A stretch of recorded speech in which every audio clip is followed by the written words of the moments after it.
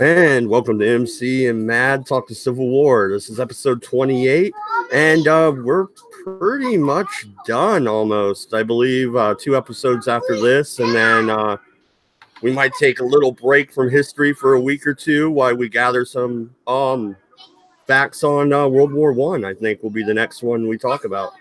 But that being said, Atlanta, Sherman, fire. So what you have, what's going on right now is, all right, we talked about the Wilderness Campaign where Grant moved north, all right, and stayed there. Okay, Grant has now been placed in charge of all the Union forces. He has not personally taken command of the Army of the Potomac, but considering that this is the major theater for the battles, this is what he's going on to. So he's decided to stay with the Northern Army and the Army of the Potomac. And this is not a bad move for Grant, all right? Although there are still plenty of other issues that are going on within the South. In this further down, right, from Tennessee, after the Battle of Chattanooga, the Union now is able to supply Chattanooga and give Sherman and the Army of Tennessee the forces he needs and the logistics that he needs to begin his march on Atlanta. And he begins to march on Atlanta, which is the other major industrial center of the South. If Richmond and Atlanta fall, all right, or either one of them fall, actually, then there is no industrial output in the South for all intents and purposes. They cannot continue the war. Okay, in any kind of large scale, all right, there's not going to be able to be moving in battles. They just will not be able to supply their troops. And of course, the other aspect of it is Atlanta and Georgia itself is considered the grain basket of the South. Many of the supplies were being moved north from south, and food stuff and so forth.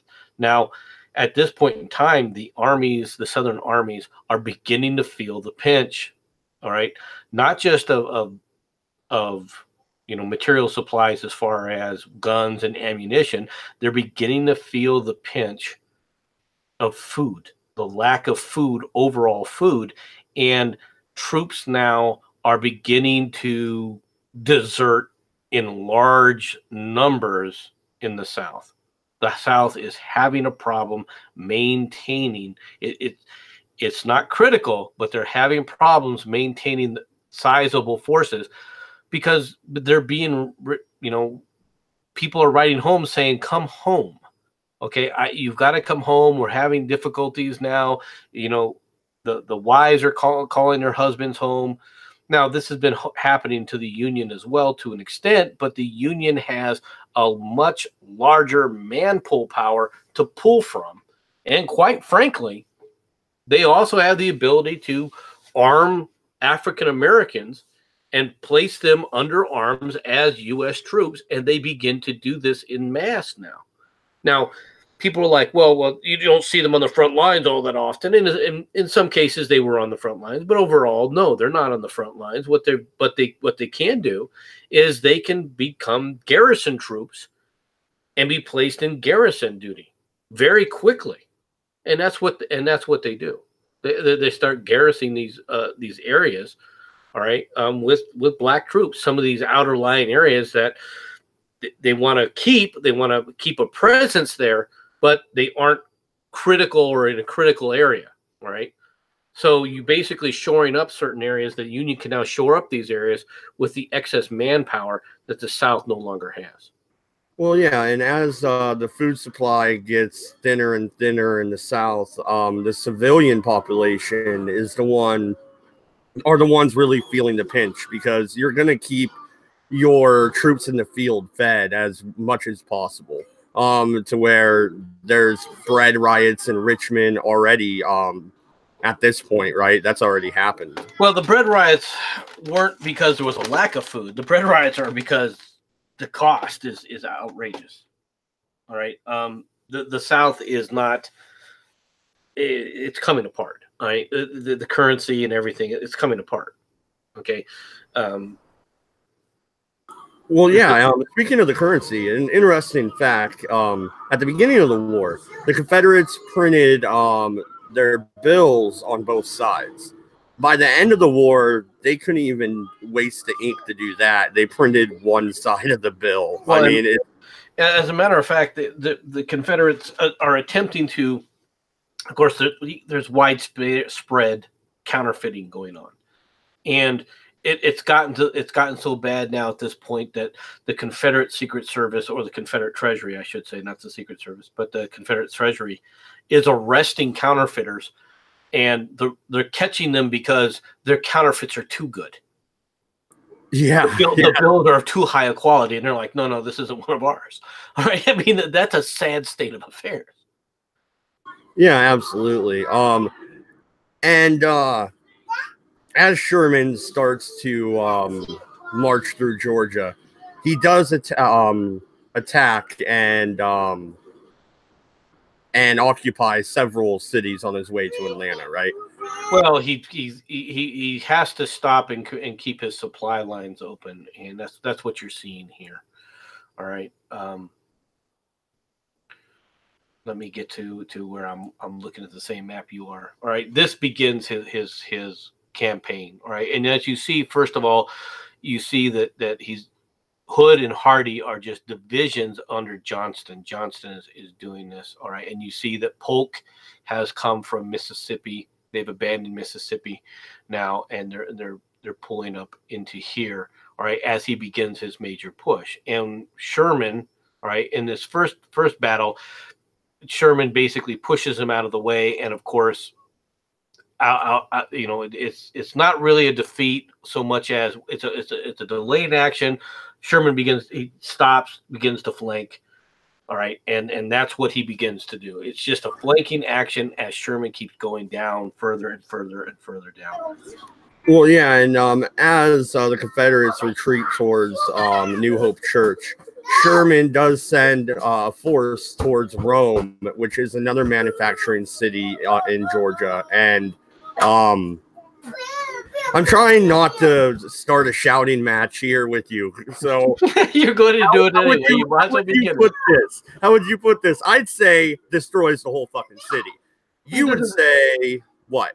It burns freaking Confederate supplies, which is what he does. Yeah, but Rome is pretty much laid waste to. Okay, and it's war. All right, fair enough. All right, let me ask you a question. In all this time, is he marching civilians out in mass and shooting them? No. Okay. I understand everyone doesn't like all this destruction. What do you think? What's an army for? To kill people and break things. That's what an army does. There is no other job an army has. An army's job is to kill people and break things. The only difference is that the Confederates can't do it efficiently as the Union can. They don't have the troops, they don't have the firepower, and they don't have the manpower. Yeah, no. And there's no real shoving Sherman back towards Chattanooga at this point, right? No, I mean, obviously we know looking hindsight, but in the Confederates' head, Johnston still needs to shove Sherman backwards. And he's looking for an opportunity of what he's trying to do. What Johnston is trying to do is he's trying to wait for an opportunity where he can catch a piece of Sherman's army, okay, out in the open and destroy it piecemeal, because this is the only chance that they have. All right, is to destroy the army in detail. All right, this is Jackson scenario, right? Get there with the mostest, okay? Get there the soonest with the mostest. It isn't a matter of defeating the entire army in one fell swoop. It's a matter of destroying a corps here, destroying a corps there. Then you can sit up there and now even the odds, And now you can go in and start the attack and in full force, right? Where you can drive people. This is what Jackson did during his Shenandoah campaign. And this is what Lee was famous for, is he would attack the Union, but only when the Union couldn't bring in enough forces to defend itself. When the Union was on equal ground, aka Pickett's charge, disasters happen. Okay. Yeah, which it goes the same way for the Union, you know. Of course. Yeah, Cold Harbor, now, for example. Now, initially, as he begins to move, okay, of course, Bragg is in charge, and Bragg is immediately replaced. Okay, so this is what you're seeing. He's replaced with Albert Johnston, and Johnston probably should have been the one that was picked for it to begin with. But Bragg should not have. They should have gotten rid of Bragg, you know, even before the Chickamauga. Chickamauga is a victory. Don't get me wrong, but I think it would have been even better if Johnston would have been in charge. So he pushes them back, and as you can see how these fighting is taking place all through May, you can see the constant movement of where they have to go. Rhodes trying to dominate, and yet what's Sherman doing? He's constantly coming back, trying to outflank, all right? And every time he stopped at each one of these little areas, he just goes, okay, well, what can I do? Is I can drive across this way, and that forces them to realign back toward Atlanta, keep moving back toward Atlanta.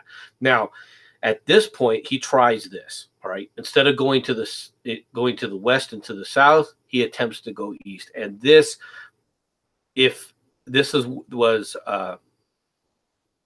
the chance, okay, that McPherson has. All right, and McPherson he goes into this attack. He thinks that the rebel forces are greater than what he expected, but instead of attacking, he still was superior. Instead of attacking, he delays, and when he delays, it basically turns into a blocking method. All right, where they can't hold it, so you see them now start to go back again and again. All right, in an attempt to do this. Now, what this map doesn't show, unfortunately, is the rail lines. Because as he's moving across here, they're cutting rail lines. And there's 2 rail lines that are feeding Atlanta, right? Well, there's more than 2, but there's several rail lines. One goes west, all right? The other one goes east to Savannah, okay?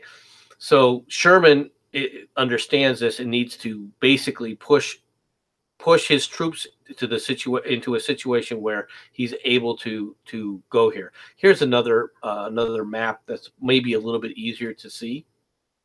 All right, let me increase this so people can see it a little bit easier. All right, it doesn't look like it increased it a whole lot.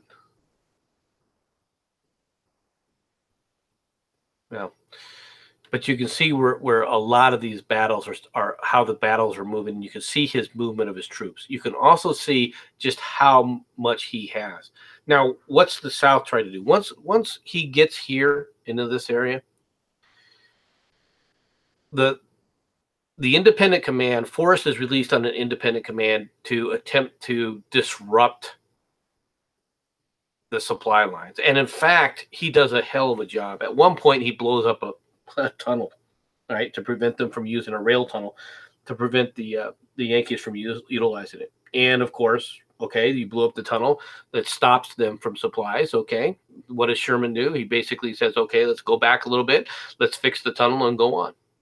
And they can do this. They have the forces and they have the steel. They can make new rail lines without any problem, right? On the South, however, if they rip up rail lines for the South, then they end up in a world of hurt, because the South just can't even build rail anymore at this point. Yeah, absolutely, and that's what Sherman does during this whole march towards Atlanta. He is ripping up rail lines, heating them up, and bending them around trees. So you get to the point now where this is a little bit more of an expanded map. You see a lot of the little battles, the little skirmishes that you see taking place all right, early on. And these are flashpoints, but every single time you see what he's doing is he's flanking, and he flanks this first attempt at a trench work here. This is their first attempt to hold, and of course it's a disaster, all right, because the Confederacy doesn't have the forces and the mobility to move around, because if they open up one area, Sherman has the forces to go around the other area. And you see as they pull back, he attempts to go around here to cut off this rail line. It turns into a battle here. Okay, this is actually a Confederate victory in a lot of ways. All right, but it just keeps coming back, and then once the lines stabilize, it becomes a siege. And that's the problem now, is that both Atlanta and Petersburg are in siege warfare. Now, you got to remember why this is important. Yeah, he's moving toward Atlanta. Yeah, he's making progress, but he hasn't taken Atlanta, all right, at this point yet. The battles are just beginning. And you're running a campaign, all right, for president of the United States. There are elections getting ready to take place. And this slow delay movement tactics that's taking place is, people are saying we can't win this war, we can't do this, and this is really by the Democrats. They field their candidate, and of course their candidate is McClellan, right? General McClellan, who was summarily dismissed, who has a delusions of grandeur, and they haven't ended yet. He now is going to try and parlay this from his disaster as a general and try and push it now into. Yeah, but even if McClellan had won, I know that he wanted to sue for peace. But why would you? Because Atlanta falls before the election. Well, so right. Even if McClellan wins, why would you give Atlanta back or anything back? Well, that's the thing is when Atlanta falls, okay, and we'll get to that. It changes the dynamic of the race. At this point in time, to be honest, though, prior to Atlanta falling, Lincoln is thinking he's going to lose, and he's thinking he's going to lose big.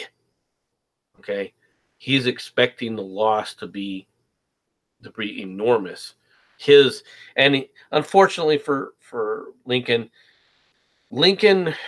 in a lot of ways, all right, attempted to solve certain political disagreements by hiring people in his cabinet that, quite frankly, he never should have hired. Yeah, I understand that for the most part, many of them were competent, but at the same time, they were backstabbing freaking snake pits, and a lot of them were just friggin' weasels. And they're basically telling him, "Well, we're going to lose." They're naysayers. They haven't really been supporting the president the way that they should. Typical Washington crap that happens, and it's affecting Lincoln. Lincoln has lost his son, I think, at this point. I believe so, and his and Mrs. Lincoln is in well, she just kind of hides in her room after she lost her son, right? She becomes unhinged.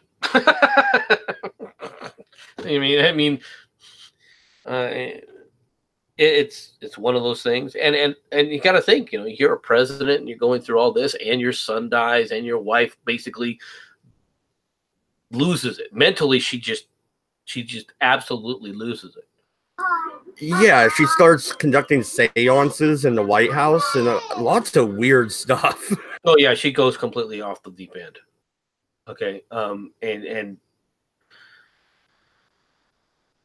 he of course is greatly saddened. This is his beloved son Tad, all right, that used to play around his feet, in the White House. It's his younger son that's died. I've heard some historians say that Lincoln was prone to depression. Do you see any proof of that? I mean, obviously, after his son died, he would be depressed, but Well, that doesn't mean you have a chemical imbalance. That means yeah, your fucking I son think that these people over frickin' analyze historical people into what it is, because if he is going through depression here, he's a hell of a man to be able to beat that off and still come back and conduct the war. That makes him even a greater man in my eyes.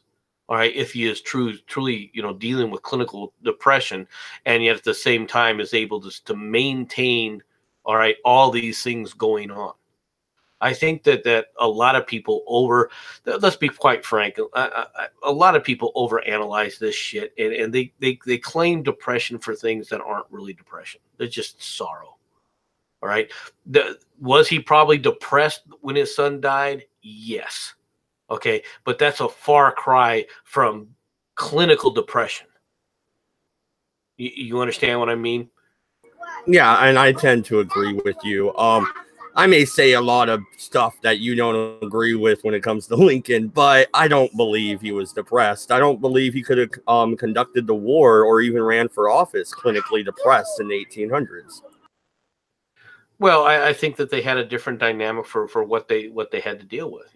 They still had to get the job done, right? You still have to roll up your sleeves and get the job done. There's one of the things that people forget that they do nowadays is people are, in my opinion, right, nowadays, are overly self-centered. That's not saying, and that's different than being a narcissist. People don't realize this. A narcissist is in many ways is a hyper arrogance. I'm good. I know I'm good. Okay. Look at me. I'm good. Right. You should acknowledge I'm good. That is not the same thing of it's all about me. It's all about me. Okay.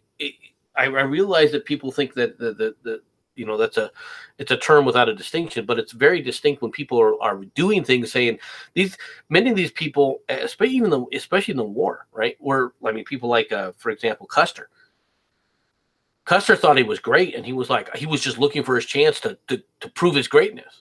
McClellan thought he was great. He was just looking for a chance to prove his greatness. And of course, he proved himself to be an absolute fool. All right, but that's regardless. That's narcissism. That's hyper arrogance. Okay, but that's not the me, oh poor me. Do you think Jeb Stuart was more self-centered than? I mean, he was a great fucking cavalryman. I mean, I think he was a flamboyant. He was. I think he was someone who, personality-wise, led him into the early on. All right, and the adulation that he got went to his head. Okay, in many ways, his own importance, his own abilities went to his head. It's not what got him killed. Don't get me wrong, but it did go to his head. He thought he was better than he really was.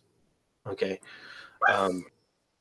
that's not saying he wasn't a great cavalry officer. He was, and it wasn't a great but he liked seeing his name in the paper. So would I say that he was a narcissist? Yeah, he was a narcissist to a large extent. Obviously, much more so than Lee ever was. Yeah, absolutely. Okay, so Forrest is attempting to disrupt supply lines, and get Sherman to react to him instead of continuing forward towards Atlanta, right? Why doesn't this work? Because he's the overwhelming manpower, because it's a raid. You can raid and you can temporarily delay things, but how do you stop it? Okay, you can create delays in things, but unless you can hold the rail lines, right? How are you going to stop supplies from going through there? The only way to do it would be to sit across the rail lines and sit across the lines of logistics, all right, with a superior force. But if you're doing a cavalry raid all across, then as long as you can keep moving, you could hit different supply depots. Well, sure, but if you continue to keep trying to hit those supply lines, it's not like the Union doesn't have cavalry looking for you. So you can't consistently deny supplies.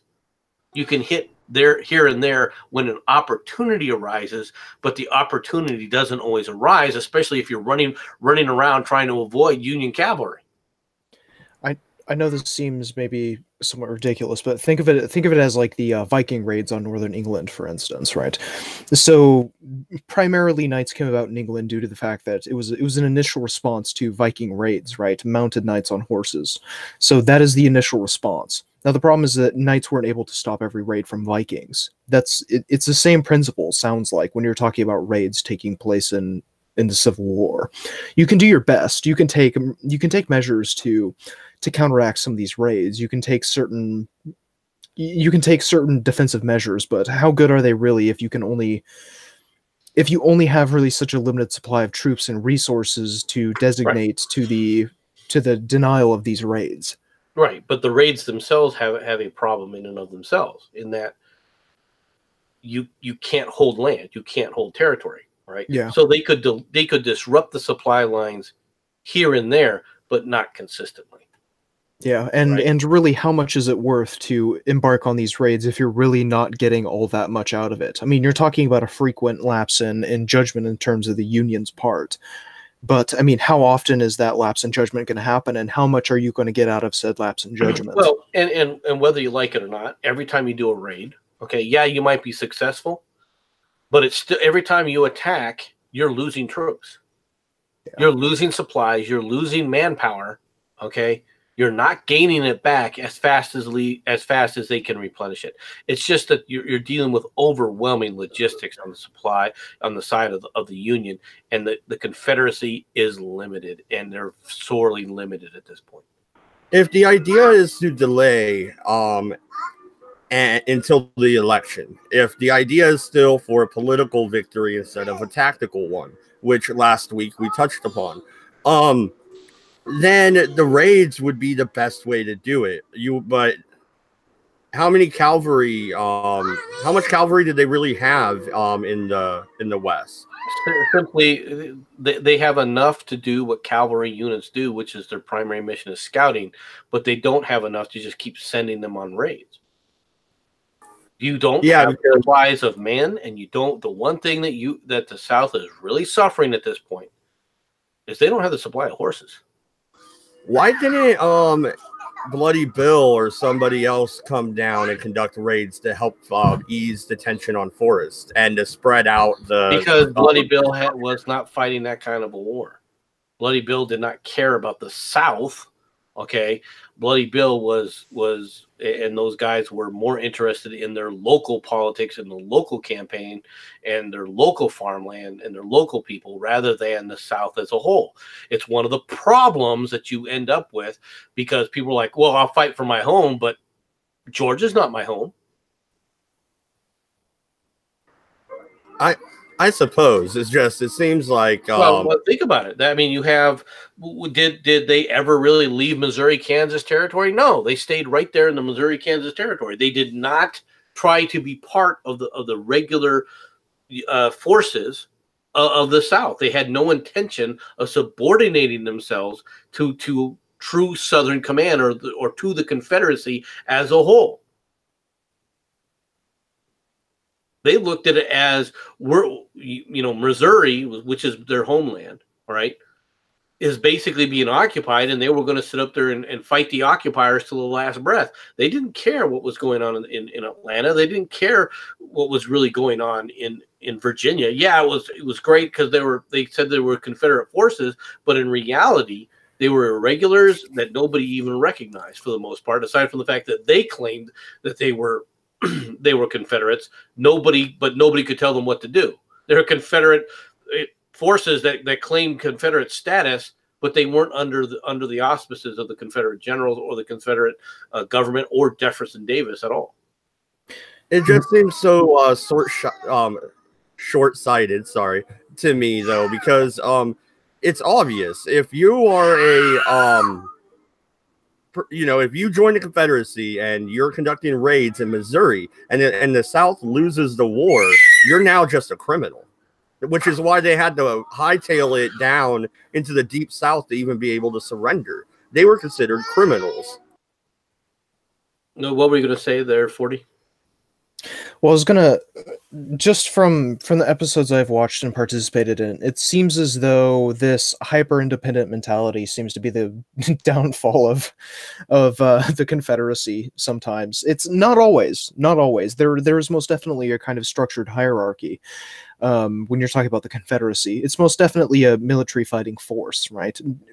Whether or not it's equal in measure to the Union is not necessarily a point. There definitely is a kind of structure to it, but we were talking about the local militias, especially in the West, when you're talking about Texas and California. If you want to talk about the Californian Confederacy or that small band of Confederates in California, there seems to be a kind of hyper independence that gets the best of a lot of these smaller units, fighting forces, because there is the grander mentality that I am an individual rather than I'm fighting for the better of the Union.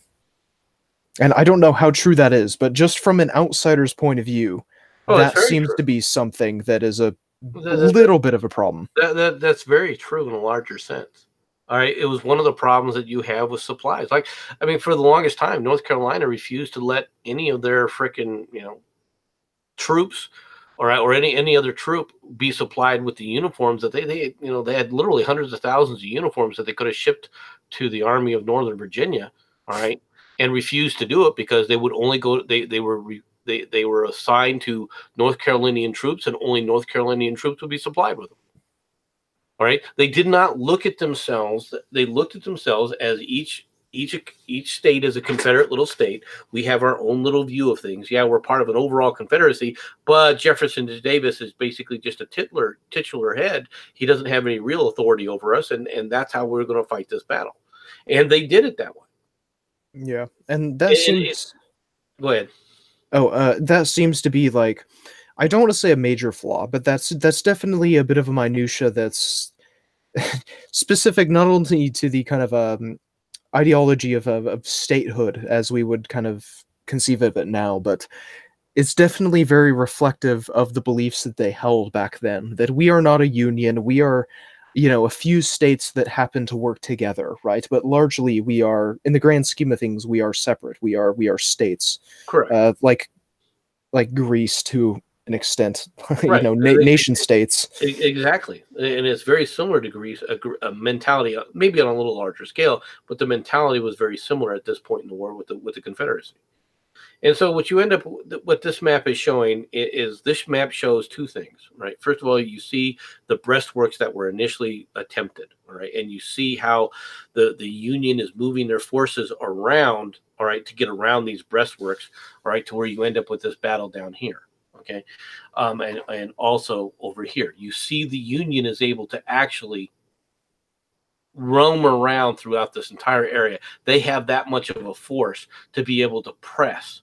But the other thing that this shows is it shows rail lines. And you see that this rail line has already been cut.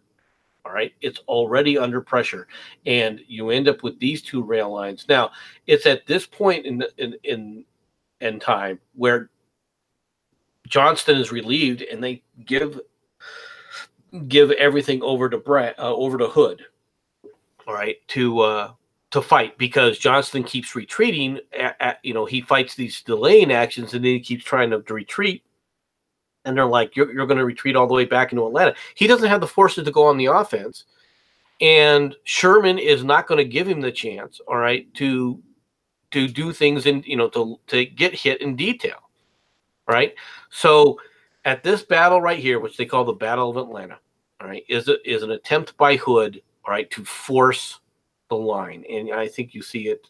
Let me see if I can get to that one. Let me share this other map of this battle. Okay, well, while you pull that up, I'm going to take a look at the chat. So Taryn Marine said, so radical individualism is rather failed. I think he meant flawed. I don't know. To be honest, because I would argue that the Articles of Confederation could have worked. I would argue that the Confederacy could have worked.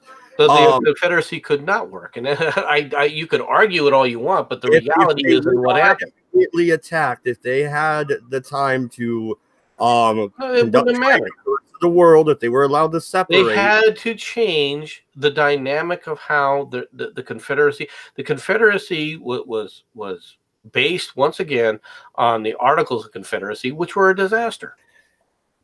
Well, and the other thing is that when it comes to, I mean, here's the thing: you have to look at the reason why states came to be, largely like the needs of states, I suppose, inherently, philosophically, right? The need of a state is to establish some form of order, and a state is inherently a voice, a body of the people in order to communicate with other groups of people in a more official sense, right? And when you're talking about, hypothetically, 30, 40 states all getting together and talking, is there going to be any kind of coherent dialogue, especially when there's 40 some odd forms of different currency and different exchange rates, different needs throughout the Confederacy? I think that would have been a bit of a mess. I mean, I don't mean to say that this kind of inherent independence of each state was a bad thing. I think it is good, because well, I don't like federalized governments, but I think it would have been extremely ineffective, especially if you want to go to the radical extent of what the Confederacy would have been, especially today. You're talking about 50 different states, 50 different economies, 50 different needs of, all kinds of shipping and mass importing of raw materials. It would have been an impossible demand to meet, I think. Yeah. So basically, what happens here, all right, is you see Hood attempt to push, all right, just with force of arms, all right, the Union forces. And the reality is, this is something that, to be honest, Sherman wants. Sherman wants him to attack. Sherman wants him to hit these, especially in these fortified positions, which he does, and he gets smoked. This shows you what he's trying to do. While it looks like these are flanks here and he could move around the flanks, the problem, of course, is that he's got interior lines, and these are breastworks, all right, that they're trying to force. And they're not going to be able to force these breastworks without serious loss of life, and that's exactly what happens. And this is repulsed. Initially, they seem to have some success pushing back. Then they go right into these breastworks that were already dug for them, and then they shove them right back out because they don't have the forces, all right, to maintain it. They just don't have the ability to do this, all right? And it fails. And this was an attempt. Okay, you got to look at what he's trying to do here. What Hood is trying to do at this point, he's trying to reestablish this rail line. Okay, if he can push Sherman out of this, he once again opens up the rail line through Atlanta. This fails, and as a result, now there's only a single rail line, all right, feeding Atlanta. And at this point, they fall back to their final line of defense.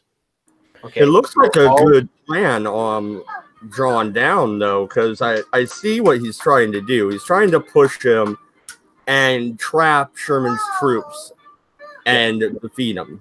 I mean, and if he's able to push them through here, they're going to be all bottled up, like especially Blair. Where's he going to go if he's actually pushed back? He's going to run right into Harrow. They're going to end up being pushed back to Beer's Distillery. At least that's the idea. But well, sure, but you got to push them past. He actually needed to push them past this point. Past Beer's Distillery? Yeah, he needs to open up this rail line. Okay. So he needs essentially to flank from the north almost down to the south? Encircle them somewhat? So he needs to basically push from the south and push them completely far enough north to where this rail line is reestablished again as open, right? Oh, I see. Okay. And he doesn't have the forces to do it. Now, yeah, well, and why doesn't he have the forces to do it? Why can't he start swinging more forces here? The more forces he swings here, the more of a gap that either becomes a gap in here, or if you abandon this, Sherman goes, okay, I marched right into Atlanta from here. Yeah. Even if he's able to push them past the Georgia Railroad, there's no guarantee he could hold it. Where would the new line of defense be? That's a good question. How long would he be able to hold it? He probably wouldn't. All right, but it's the only chance he has. If he can destroy enough of Sherman's army, maybe he can hold it. He doesn't, and he can't. I mean, he just doesn't have the forces to do it.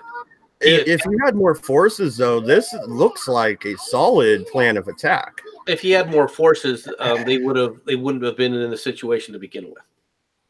Well, the other thing to consider is that this is within the city limits of Atlanta, right? I'm assuming that this is what the horizontal and the modern city limits of Atlanta. Yes, for modern Atlanta, that's true. It's not the city of Atlanta proper at this point in time. Although the city of Atlanta now does go out this far. Yes. Yeah, because I know that there's bound to be some kind of not like industrial buildings, but there's bound to be at least some kind of rudimentary, cityscape taking place. And as you saw, the horizontal and vertical lineage across the map, that's not necessarily that's not topography. That's got to be some kind of road to some degree. That's got to be some kind of infrastructure. So I mean, my guess is that this was a fucking absolutely like awful, setting up small kill boxes with firing lines. This was 1776 will commence again form of firing lines that were happening here. I can't imagine that this was any kind of warfare that was kind to either side, much less the side that had smaller forces. Here's another. Let me share this one too. This is another sketch. Well, yeah, and as you're sharing that, you said these numbers were a little bit off, but let me go ahead and tell everybody what this is from battlefields.org. The source link is in the description. So this is for the Battle of Atlanta. Forces engaged 75,301. 34,863 Union, 40,438 Confederate.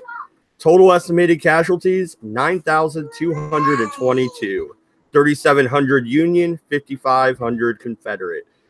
By all the numbers, the Confederates should have won. They had more troops, and they were on the defensive, but... They weren't on the defensive. They were on the attack. Yeah. Well, that's true. You did... Okay. Yeah, it's not the siege of Atlanta we're talking about, just this one battle. I got you. Right, this one little thing, and Hood is attempting to break this. This is what he's trying to do. All right, and you can see what happens with the forces. Most of his forces along this entire line, all right, are repelled. He does have some success initially, but the success can't be maintained. And then, as the 23rd Corps comes down, they basically have to pull back, because once this corps comes in, whatever units were in here, if they would have stayed there, would have been isolated and destroyed. All right. You can't. Where were they coming down from? They're coming down from the. Got to remember, the Union forces. They have Union forces all along here, and even out west. All right, this is only a portion of the Union Army.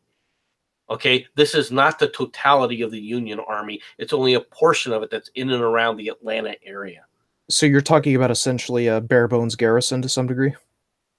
Well, they're not. This is not a garrison per se. I mean, it's a strong movement. The whole purpose behind these breastworks is to maintain the fact that they've cut the rail line in half. All right, mm-hmm. That they're denying this. All right, so these are, and of course, the reason that you see these breastworks out here, you see this whole breastwork, is because these are high points. All right, they're trying to put these on basically on high points that can't be pushed. And you can see where okay, we pushed part of this, but you couldn't continue the attack, because if you continue the attack, the other Union forces can come down this road line here and destroy you in detail. So he was replaced. Johnston gets replaced because the people in Atlanta are freaking the hell out, all right? Because they see the Union keep coming closer and closer, and they see Johnston. He checks them, and then he retreats, and he checks them, and then he retreats, because if he doesn't, he'll get trapped. And if he gets trapped outside of Atlanta, Atlanta falls immediately, all right? So but Okay, the people in Atlanta says, well, that's, but you're not fighting, do a Robert E. Lee, save us, okay, but you're not dealing with McClellan, and you're not dealing with Polk or Pope, and you're not dealing with frickin' Burnside. You're dealing with Sherman. Mm-hmm. Okay, Sherman says, okay, I can't go here. I'll stop and go around. He's doing the exact same tactics, all right, that Meade and Grant are doing, which leads to the siege of Pittsburgh, or St. Peter's, Petersburg rather, not St. Petersburg, but Petersburg. And then you also see this now is going to lead to the siege of Atlanta. Yeah. St. Petersburg. I think you mean Leningrad is what it is now. No, I mean, so they replace Johnston with Hood. Why? Because Hood's more of a hothead and he'll force the issue. Hood is more aggressive, and they want some kind of action, whether it works or not. They want action. Seems to me they should have left Johnston in control. I don't know. Would have led to a longer siege. Yeah, and it could have put it, because it ends in September, right before the election. So if your whole goal is to force the issue until after the Union has its election, then you would have wanted Johnston in there. Yeah, and you end up now with this is what you're seeing from the South. All right, for the southern breastworks. You can see now you're not talking insignificant forces, right? You're seeing how this, but at the same time, I want to point out something here. In this one particular position, this particular position is not great for artillery. Why? Because you're facing outward, but your artillery can't mass in this type of a formation. This is a desperate position because your artillery you don't have overlapping fields of fire, which is what you need. Okay. Yeah, you need crossfire if you're going to be effective. That way you have the optimal range of fire. Or if they're on line, they can do a hell of a lot more damage in a line. At this point right here, this is a forward position, but it's not in the best position. Now you can see some things about these guns. The first thing you should be noticing, all right, let's take a look at this. Well, the first thing I notice are the wheels, actually. These cannons don't look very good. They don't look like they're in good condition. Well, the cannon itself might, but these wheels are frickin' encrusted with mud. Yeah. All right, which shows you what they're fighting in. All right, they're fighting in these muddy, nasty, dirty freaking conditions, right? Because when it rains, it turns all this stuff into mud. Mm-hmm. Okay, it's great that you can push these out here. I mean, it's interesting that you can push these things, but it shows you the difficulties of fighting in this kind of terrain. Now, here's some of the ruins of what's left of a part of Atlanta. You can see brick buildings; they basically stayed up. But unless they were intentionally destroyed, which obviously the Union Depot was intentionally destroyed. All right. It's part of the rail line when Sherman left. But I just wanted to talk about the Union has all the advantages because they've got freedom of movement. And at one point in the siege, all right, Sherman does attempt a bloody assault, right, to take some ramparts, and is brutally beaten back with a heavy loss of life. And he goes, okay, we won't do that again. But he tries it, and he tries it once, just like Meade did, just like Grant did, and at Cold Harbor. They try it once to see whether or not the forces' morale has collapsed, and then they can go in there and push them out of the way. And when it fails, they pull back. Well, at this point, the morale might be dropping quite rapidly for the Southern forces, but I don't know. You fought for this long. I mean, I doubt not anybody was really jumping up to surrender. Well, but you don't know that when you're the opposing force. You're saying, well, let's run the risk, let's run the gamble. Unfortunately, you're gambling with people's lives. That's true. But at the same time, if you have success, the war is over that much sooner. And that's one thing Sherman always wanted to do, is he wanted to shorten the war as rapidly as possible. Yeah. Well, this is one thing that I find to be somewhat consistent during sieges, and this is just from like a general historical perspective, not necessarily in terms of the Civil War. But when you're talking about sieges and when you're talking about long-term battles, right? The longer the battle goes on, it seems as though the more resilient the troops become, the more battle hardened, right? A kind of Darwinism in effect, right? Weeds out the weak, the weeds out the ones who are unable to shoot at the clouds, right? Those are the people that die first. Angels die first. So, well, that's true. Sorry, go on.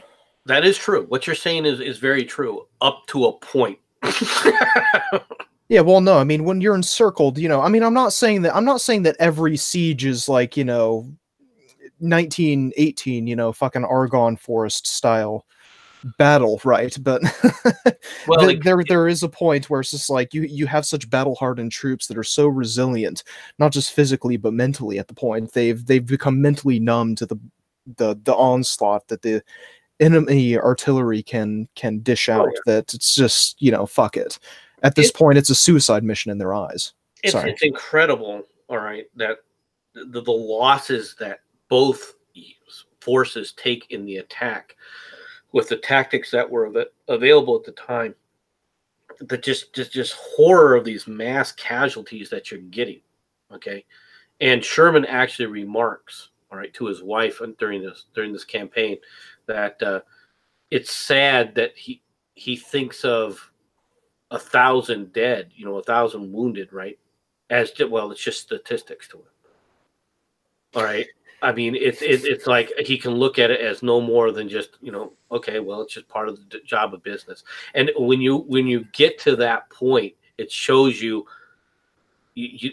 losing part of your own humanity. Yeah. Fuck. I'm sorry.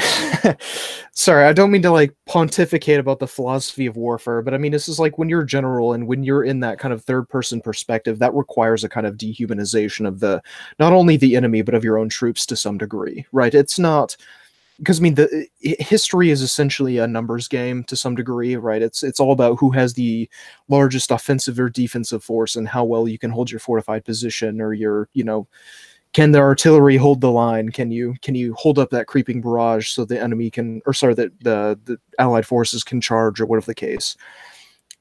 War is, when it comes down to it, a number of statistics and troop count and resource count. But I mean, when you're on the field, it's a different thing. But if you're going to successfully win a war, you have to disassociate yourself from the troops on the ground.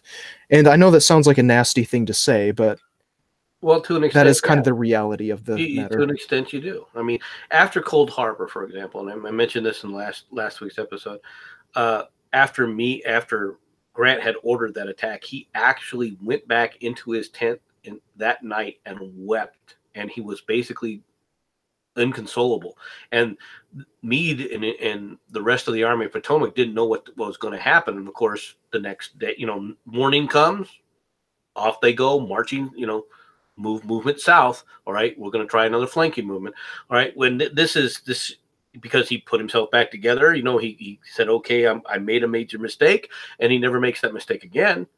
All right, but it is what it is. All right, and he moves on. And now, after this battle, quote unquote, battle for Atlanta, all right, initially Hood retreats back into Atlanta, and what does Sherman do? Well, he reinforces trenches, his own trench works, and begins to flank slowly to cut the final rail line to the south. And as that begins to happen, and it takes months, all right, because basically from July, basically August and September is the actual fall of Atlanta.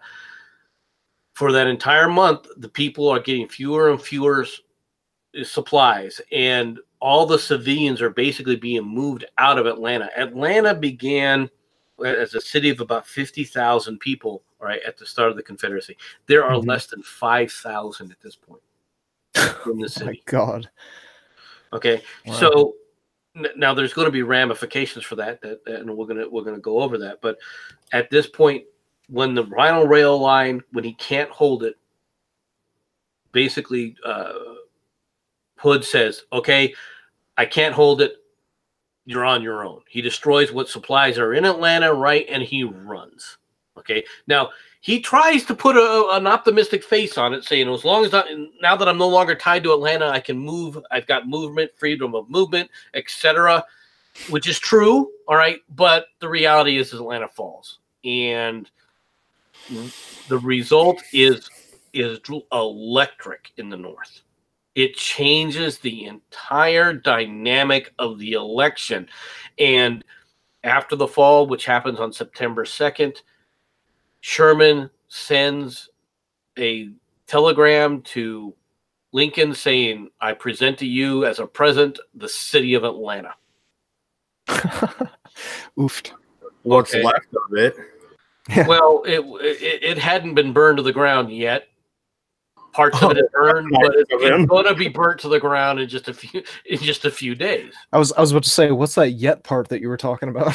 Because Sherman, all right, what he does is he takes Atlanta and he stays in Atlanta through September, through October, and even into November. And what's he doing?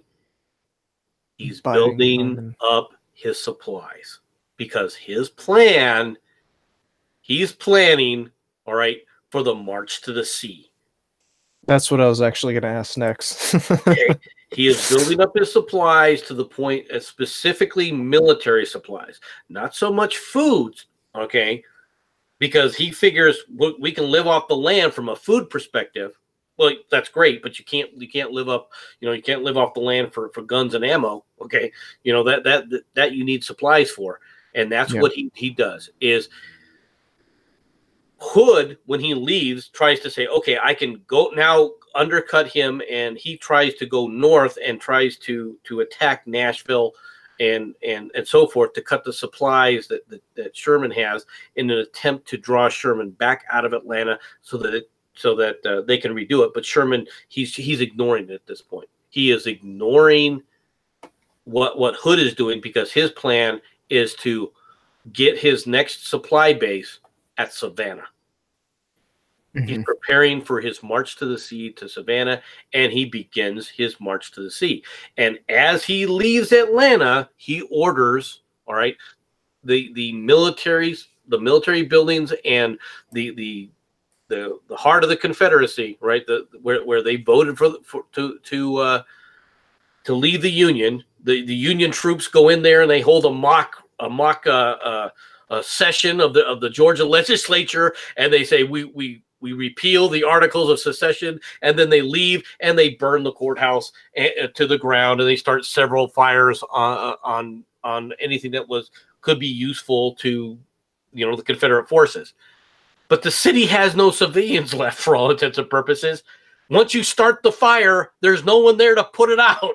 And it goes from house to house and building to building, and it burns Atlanta to the ground. It literally burns Atlanta to the ground. There's nothing, I'm not going to lie to you. Atlanta does get burnt. And let's go over these pictures. There's some pictures of the aftermath, all right, of Atlanta, all right? And you can see, right? This is Atlanta. This is what's left. Oh my God. Okay. You can see the city is been utterly destroyed. These are pictures of what is left in Atlanta. Nothing but the horizon, it seems. Jesus Christ. Here's a great picture of the destruction. Oh my God. Everything that isn't stone or marble is gone. And while this is the fire is blazing behind him, Sherman turns toward Savannah and begins his infamous march to the sea. And you can see the destruction. All right, and you can see here where they're trying to rebuild, put things back. But for all intents and purposes, this industrial center of the South is destroyed. There's And that nothing is, left. and that essentially seals the fate of the defeat. I mean, Well, aside from like North Virginia and it's everything. not just that, because now what he does, what Sherman's March to the Sea does, is he takes all the foodstuffs as he's marching in approximately it's really about a 30-mile wide, roving freaking thing where they basically grab as much food as they can and leave the area destitute. Oh, you're talking like a 30-mile wide column of troops Yeah. marching from Atlanta to Charleston or Savannah, sorry. Yes, and they go through Savannah. Savannah has less than 10,000 troops in it. He gets to Atlanta, and he then presents the city of Atlanta to Lincoln. All right, now he doesn't begin his march until November. after the election. So Lincoln is already now been reelected president. All right, but he is moving forward. He is making Georgia howl, and they are howling. Oh, Mad Dodge howls every other day about this when we talk about the Civil War. All right, but basically they take all the food stuff. Now, there were people who say that there were reports of rape and pillage, and they were just shooting people. That did not happen. All right, did it happen in any case? Yes, but they've only been able to confirm. Even through their own records, all right, that maybe approximately there were 6 incidents during this entire march to Savannah that took place, and those troops were summarily tried, and then many of them were executed, all right, for conduct on becoming soldiers and stuff, all right. But for the most part, they were very restrained, but they did go through and they took, all right, all the food stuff that they needed to continue the march. And if there was something that they encountered, like bales of freaking cotton that could be used for war supplies, they burnt it. Okay, so people that say, well, if there was a mill, all right, that could be used to produce food, they burnt it to the ground. They did do this. Okay, now this is a 30-mile stretch, all right, of about 100 miles, all right, going through the country, all right, that is totally denuded of food. That's what they did, and this has a dramatic effect because at this point in time, the foodstuffs from Georgia can no longer go north to feed the army of Northern Virginia, and they begin to really starve. Yeah. And I mean, well, we'll get to South Carolina when Sherman does, because South Carolina feels it a little worse than Georgia, doesn't it? Well, what happens is he gets to Savannah. All right, now Savannah has to surrender. They don't have this. They don't have the forces. There is an ironclad that was on the river preventing the Union blockade from coming north. But once the ground forces reach Savannah, Savannah has to be abandoned. They attempt to sink the ironclad in the way. Of course, it fails to actually be a block or a deterrent. Now Sherman immediately resupplies. Why? He can get resupplies from the Union fleet. This is what he's doing now. He's like, okay, I don't need supplies from a railroad behind me anymore. I can get supplied by just stopping at different points during the sea, all right, and get supplies via that, all right. And then, of course, he turns north and begins his march north. And in 1865, he's moving north through South Carolina. And once they cross the South Carolinian borders, there's basically okay, these are the bastards that started this bullshit. It's time for payback with all the death and destruction. And Sorry. They basically shoot every freaking white person that they run across. The one time in history you want to be black. All right. Okay, and it's not an exaggeration. If there's anybody that shows any kind of resistance to the Union forces, they're summarily executed going north. And Sherman doesn't even he can't hold his troops back, and he doesn't bother trying, because these were the ones that started the battle for the destruction, and his troops weren't gonna listen to him anyway. And he was like, well, we warned you that this was going to happen. And South Carolina feels it far worse than what Georgia did, but nobody talks about it. They all talk about the march to the sea. All right. And the other thing that Sherman has done at this point, to be honest, is he has basically gotten rid at every point in time as many reporters as he absolutely can. He wants no press near him. He doesn't want to talk to these people. He says that they're agents of the devil. They will give out. I mean, he absolutely despises all reporters, right? He's locked up a few here and there before he's released them later on. I mean, but enemy agents. But I mean, is he wrong though? I mean, yes and no. All right, he tends to go a little overboard to an extent. He's not wrong about the fact that they basically are used by everyone's using the press to basically know what the other forces are doing. You got to remember, he's fighting other Americans, and the one thing about Americans throughout warfare, this is very true, that hasn't changed. We like to publish everything that our army is doing. No, Americans yap. Americans yap all the time. Okay, we're the yappiest freaking group of people around. We talk about anything and everything. Even the military forces, we freaking yap all the time. Radio silence? What the hell is that? Screw that. It is. I'm serious. Even to this day, radio silence is something that is really constantly ignored. I mean, it's really difficult to convince people to stay off the freaking radio. It's like not even that, but it's just like I remember when journalists were criticizing Donald. Sorry, I don't mean to get off on a tangent, but I remember when journalists were criticizing Donald Trump for saying, well, we're not gonna discuss our plans for defeating ISIS openly. This is something that I want to keep secret.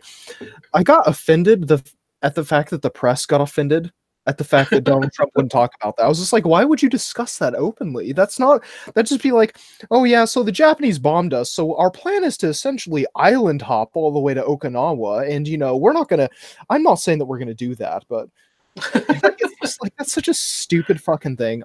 So you don't remember Schwarzkopf's what happened with Schwarzkopf, okay? Apparently not. Schwarzkopf said, okay, if you're gonna put troops or reporters here, we're going to basically put you in a reporting pool.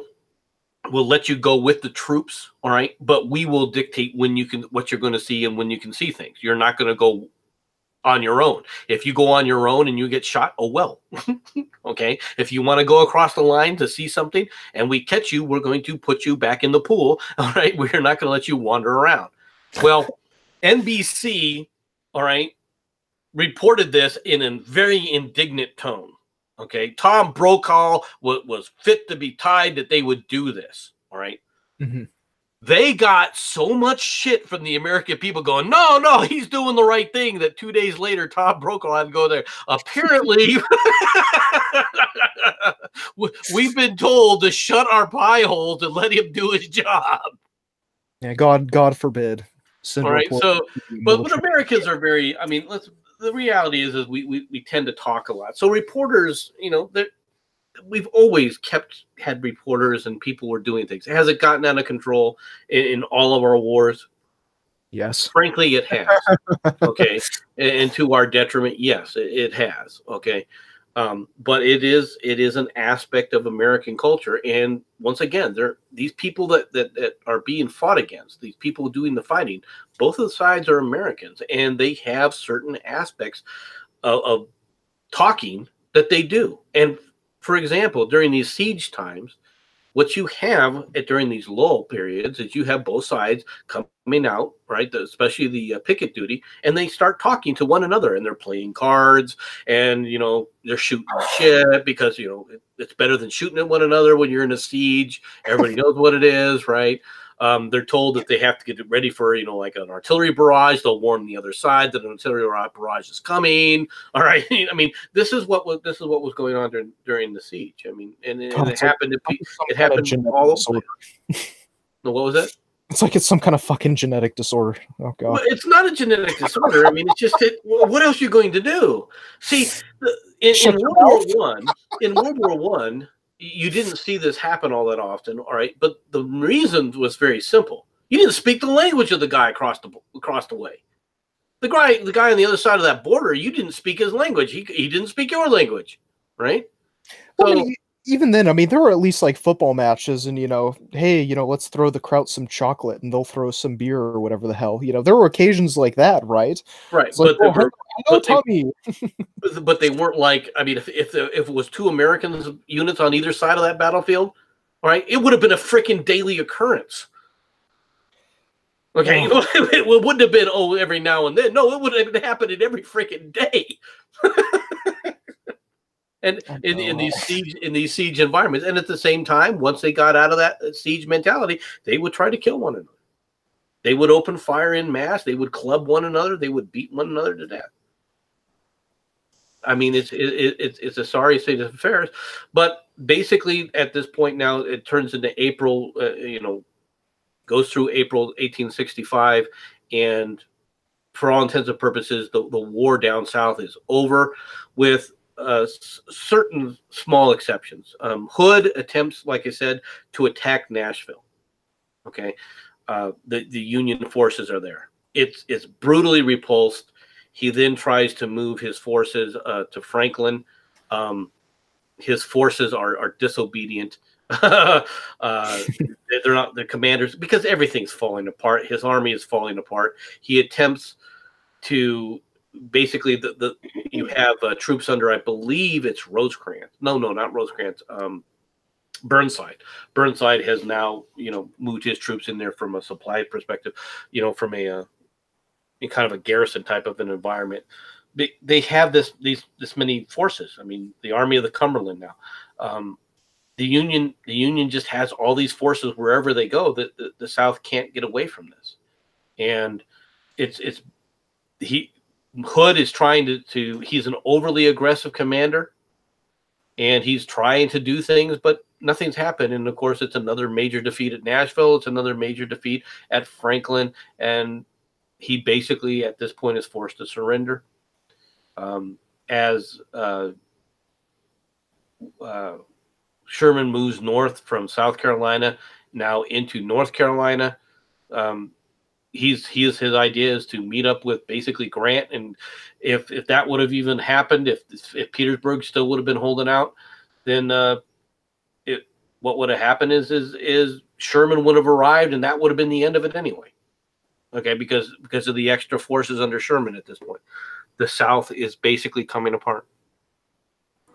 Yeah, absolutely. And I think that's a good spot where we should do the last portion here. Was there any way to relieve Atlanta and push Sherman back? I think we all know the answer is no, but what would the miracle have been? That one attack, right? The Battle of Atlanta. If he could have pushed then, that was his one hope, right? If Sherman has a heart attack and dies. Okay. Well, I mean, but that obviously didn't happen. I mean, overall, the Confederates do a great delay in action. It just isn't enough. They just don't have. They don't have it. The forces anymore. They don't have the material support anymore to be able to continue the battle. It's just like that. Their currency is falling apart. All right, their economy is completely falling apart. Well, and the populace that's left are almost in anarchy. I mean, okay, South Carolina right now, as you said, pretty much every able-bodied freaking person's being killed. If they resist, they are shot. They are shot. If they resist, any form of resistance is met with overwhelming force. Period. which is how you Which- solve problems relatively quickly. Which is, when you say, okay, MC, what are you talking about when you talk about resistance? I mean, if they spit at the Union soldiers, that's resistance, and they're shot. Okay. Yeah, but then people stop spitting at it. Yeah, they do stop spitting. They do stop spitting at you. I mean, I'm just saying, don't spread those AIDS. it's a very effective technique. Yeah. I think the last well, I think we're gonna do 2 more episodes. One, the end game. It's over now. We'll talk about Appomattox. I'll probably try and dig up Lee's final words to the army in Northern Virginia. You go dig up anything Grant said. And then I want to do a live stream. And then, yeah, I think we're pretty much done with the Civil War. 2 more episodes left. What do you think? Should we take a short hiatus for a couple weeks to get some facts together about World War I? That's one of the wars I know the least about. So I might need to do some homework on that myself. Oh, you guys gonna do World War I? Yes. Oh, yes. This is my area of expertise. Count me in. Okay. Yes. This is what I like. Okay. Okay. I think that we should probably take a 2-week break. What do you think? Yeah, that'll give me some time, because I'm also doing college. So that'll give me some time to brush up a little bit on World War I. I'll watch a lot of little things. I mean, the World War I is quite interesting for a lot of little reasons. All right. In some ways, that this siege type of warfare that you're seeing taking place now in the Civil War, all right, is a precursor of what you're going to see, all right, in World War I, right? Trench warfare and so forth. These things become, start to come to the fore. But there's a lot of little things going around. When they talk about this being a world war, it is a world war. What does it mean? Yeah. What do I mean by that? There are battles all over the world in every time zone for the most part. All right, all over the place. Now, generally in our time zones, what were the battles? Well, those battles are, quite frankly, submarine battles. There are a number of battleship battles, little pocket battleships that have attempted to escape. There's little things that are happening all over the place and all over the world. Now, and it's very interesting, I think, especially the beginning of it, because people's view of the world is going to be forced to change dramatically. Yeah, I mean, you're at that point. You're not just talking about the evolution of military doctrine all over the world, right? We've gone from cavalry raids in the Civil War to now we're talking about the establishment of something like the Maginot Line, or these things that come out of it, that are just and other things that technology is making has revolutionized people's viewpoints, right? And people, I mean, things that happened from the Civil War to America. America goes from being an agrarian society in the Civil War, right, to an industrial society in World War I. Okay, Yeah. so that change is taking place. Okay, these dynamics are all around the world. You have some little things that happen right before it, like the Spanish-American War takes place right prior to the World War I. But it's a small thing, but it's an indicator of where we're going. Why? Because of things that have happened in the Civil War. Remember, one of the biggest things that's happened, all right, throughout the world that has repercussions, that it's going all around the world at this point, is the changes due to the Monitor. There will no longer be fleets of wooden ships anymore. Yeah. All right. Now everything's going to be made out of steel. No longer are these ships going to basically do the old style broadside fire. No. Now there's turrets. Now Yeah. there's mobile cannons that can fire in multiple directions. Torpedoes. Torpedoes have that's all true. Submarines. So much of the technology that began here in the Civil War is going to have a major effect in what happens as these things get perfected in World War I. I mean, for fuck's sake, just the advent of semi-automatic weapons, not even fully automatic weapons, just semi-automatic weapons changes everything. Oh my gosh. The repeating rifle now becomes, has happened. And this is the other thing that's happening now in the Civil War. And we haven't talked about it, but the reality is at this point in time, not only is the Union, for the most part, they're still dealing with muskets. That's true. But more and more and more of their troops are being handed repeating rifles. Yeah.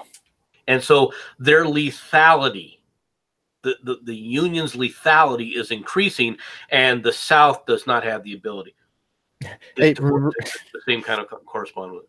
Yeah. Remember that talk we had about snipers being shit up until World War I? Well, this is where that talk comes back into play. Smokeless gunpowder and yeah. I mean, there's a lot to talk about with World War I. But anyway, I'm getting such a history boner. Oh God.